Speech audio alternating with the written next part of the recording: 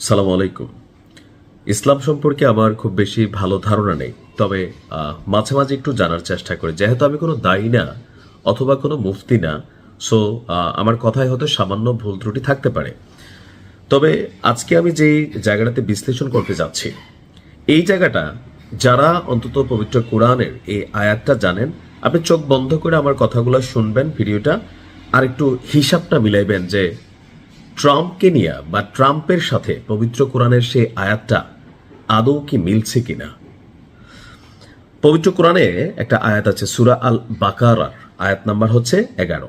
তো বাংলা অর্থটা সেরকম, যখন তাদেরকে বলা হয় তোমরা পৃথিবীতে অশান্তি সৃষ্টি করো না, তখন তারা বলে আমরা তো শুধু শান্তি স্থাপনকারী।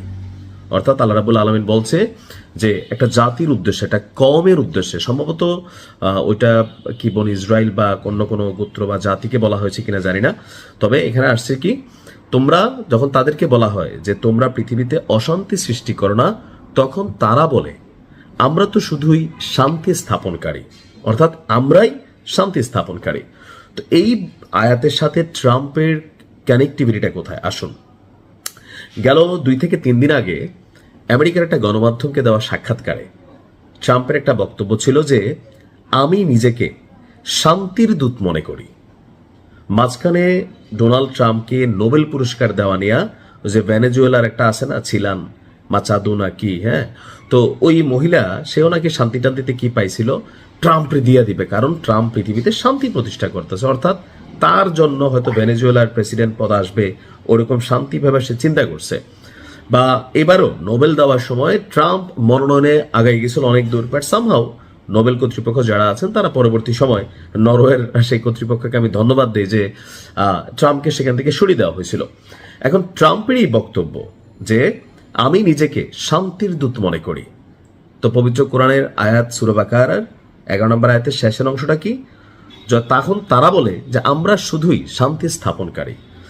আজকের দিনে ডোনাল্ড ট্রাম্প রাষ্ট্র ক্ষমতা নেওয়ার পরে আপনি দেখেন পৃথিবী জুড়ে কতগুলো যুদ্ধ চলছে। একটা তো রাশিয়া ইউক্রেন যুদ্ধ সাবেক প্রেসিডেন্ট জো বাইডেনের সময় থেকে ছিল, এমনকি তখন ট্রাম্প বলছিল যে সে যদি প্রেসিডেন্ট হয় তাহলে শপথ নেওয়ার আগে রাশিয়া ইউক্রেন যুদ্ধটা শেষ করবে। ইভেন ফিলিস্তিন ইস্যুতে তার বক্তব্য ছিল একরকম, এটা মুসলিম ভোটারদের টার্গেট করে বক্তব্য দিয়েছিল। এমনকি বাংলাদেশের অনেক মানুষ আপনার ধর্মীয় পয়েন্ট অফ ভিউতে মনে করছে না যে ডোনাল্ড ট্রাম্প সে হয়তো শান্তি স্থাপন করবে বা যুদ্ধগুলা বন্ধ করবে, কিন্তু সে আসার পর ফিলিস্তিন ইস্যুতে যতগুলো সিদ্ধান্ত হয়েছে আত্মঘাতী, আর এই আত্মঘাতী সিদ্ধান্তে সবচেয়ে বেশি পোষ্য, হ্যাঁ থাকে না, মেও মেও করা, ঘেউ ঘেউ করা আরব রাষ্ট্রগুলা সবার আগে বশ্যতা স্বীকার করেছে। এমনকি তারা নিজস্ব ফোর্স সেখানে পাঠানোর চিন্তা করেছে। এখন তো পাকিস্তানও আছে, পাকিস্তান নিয়ে যারা এত পিলপিলানি ফিল করেন, ভেতরের খবরগুলো একটু দেখেন। তো মার্কিন যুক্তরাষ্ট্রের যে বিশেষ বাহিনী তৈরি করা হয়েছিল ফিলিস্তিনের শান্তি কায়েমের জন্য, আসলে শান্তি কি, এখানে একটা বাহিনী তৈরি করা হচ্ছে যারা ইসরায়েলকে ডিস্টার্ব করবে না, এটাই শান্তি। ইসরায়েলকে ডিস্টার্ব না করলে তার ইসরায়েল তাদেরকে ডিস্টার্ব করবে না, কিন্তু আপনার বাড়িঘর আমি লুট করে নিব, আপনি চুপচাপ থাকবেন, এটাই হচ্ছে শান্তি।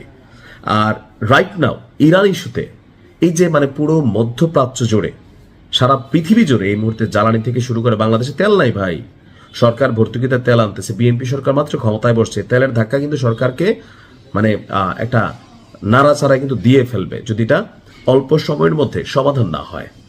তো ট্রাম্পরাই আসলে সেই মানুষগুলা, যে আমরা হয়তো কোরআনিক ভার্সনগুলোকে বা আয়াতগুলোকে ভাবতাম যে অনেকেই হয়তো আমরা বলি আর কি মুখে মুখে, কিন্তু অন্তরে মনে তো আরে হয়তো কোরআনে লেখছে আর কি, কিন্তু আসলে যত দিন যাবে এরকম নিদর্শন বা প্রাণীগুলো আমাদের চোখের সামনে আসবে। ভালো থাকুন, আসসালামু আলাইকুম।